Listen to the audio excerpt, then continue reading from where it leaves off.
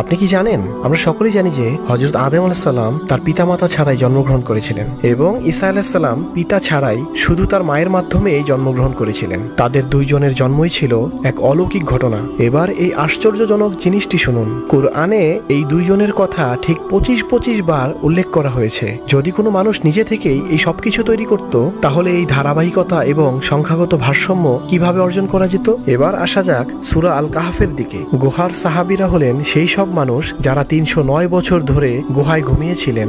আরবি ভাষায় গুহার জন্য একটি শব্দ আছে, লাবিসু। এই শব্দটি কোরআনে দুবার এসেছে এবং যদি আপনি এই দুটির মধ্যে থাকা শব্দগুলো গণনা করেন, তাহলে আপনি ঠিক 309টি শব্দ পাবেন। জি হ্যাঁ, তারা ঠিক যত বছর ঘুমিয়েছিলেন ঠিক ততগুলো শব্দ এখানে খুঁজে পাবেন।